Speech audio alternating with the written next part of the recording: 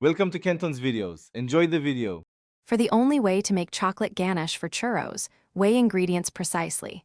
Use 8 Oz 225g dark chocolate and 4 Oz 115g heavy cream for a thick dipping ganache. Chop the chocolate into roughly 1/4 inch pieces so it melts quickly and evenly.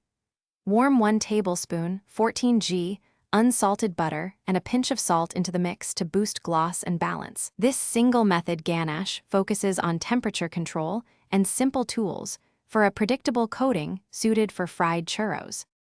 Heat the heavy cream to about 185 degrees F, 85 degrees C, so tiny bubbles appear around the edge. Do not let it reach a rolling boil.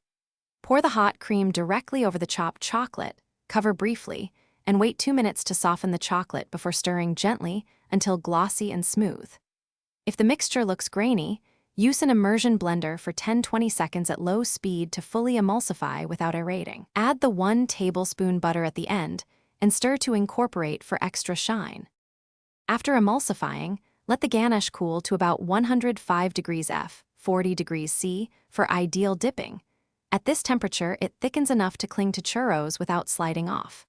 For service, hold the ganache warm at roughly 110 degrees F, 43 degrees C, in a bain-marie or double boiler, and stir occasionally to maintain smoothness. Refrigerate leftovers in an airtight container. Gently rewarm to 110 degrees F, 43 degrees C, and whisk to restore texture. This single-method batch.